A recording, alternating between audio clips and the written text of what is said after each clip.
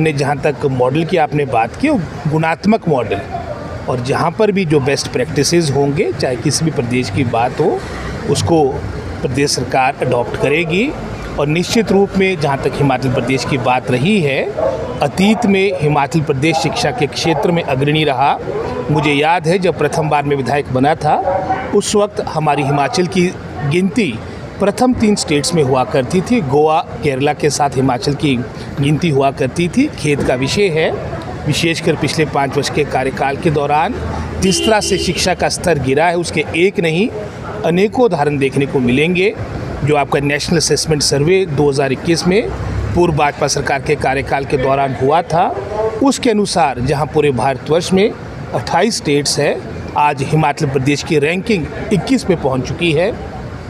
आपकी असर की रिपोर्ट, उसके अनुसार हमारा 8वीं का बच्चा, आपका सेकंड का सब्जेक्ट्स, आपके जो करिकुलम है, जो आपका मैं समझता हूँ आपका करिकुलम पढ़ने में असमर्थ है, ये एक बहुत बड़ा चिंता का विषय है। साथ ही साथ जो आपका परफॉर्मेंस ग्रेडिंग इंडेक्स है, जो एक अन्य मानक है जिसके माध्यम से आपके मैं समझता हूँ शिक्षा के स्तर का पता लगता है, वो भी हम 8वें स्तर पे पहुंच चुके। तो ये सभी हम सब के लिए चिंता का विषय, और इसी सोच के साथ कि पहले की तरह जैसे शिक्षा के क्षेत्र में हिमाचल प्रदेश अग्रणी रहा है, उस सोच के साथ सरकार आगे बढ़ रही है। और जैसे ही हमारी सरकार 2022 के अंत में बनी थी, हमने क्वालिटी एजुकेशन को फोकस किया है, और निश्चित रूप में जो बहुत से हमने कदम उठाए वो ऐतिहासिक कदम है। जो हज़ारों की संख्या में आपके रिक्त पड़े स्थल थे, उनको भरने की कवायद प्रारंभ होगी। आज तक का रिकॉर्ड है कि पिछले 20 महीनों में लगभग कोई 3000 के आसपास आपकी बैच वाइज अपॉइंटमेंट हो चुकी है। जो पिछली सरकार के कार्यकाल के दौरान 322 आपके प्रदेश में विदाउट टीचर स्कूल थे, आज लगभग नाम मात्र आपके विदाउट टीचर स्कूल्स रह चुके हैं। सिंगल टीचर स्कूल्स की संख्या भी लगभग 3400 के आसपास थी, इसमें भी गिरावट आई है। आपके जो प्रोफेसर्स की आपकी 484 पोस्टें भरेगी।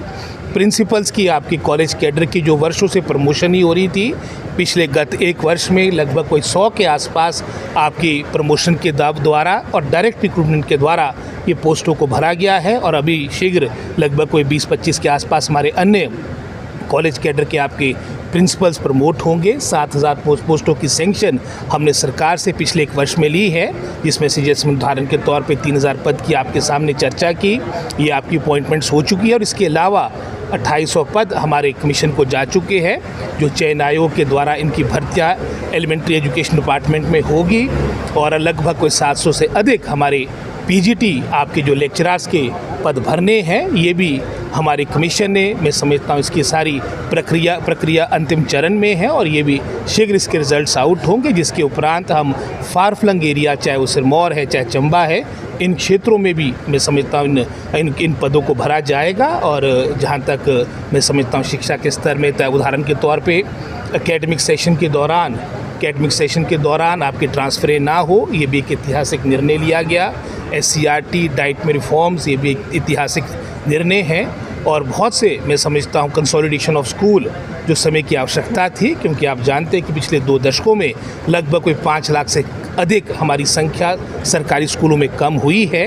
बहुत से आपके स्कूलों को मर्ज किया गया है, और जो एग्जिस्टिंग स्कूल है उसको स्ट्रेंथन करने का हर संभव प्रयास सरकार कर रही है। और मुझे इसको बताते प्रसन्नता होती कि Rajiv Gandhi day boarding school, जो हमारी सरकार का फ्लैगशिप प्रोग्राम है, उसकी सर्वाधिक स्वीकृति हमारी कांगड़ा विधानसभा क्षेत्र में है।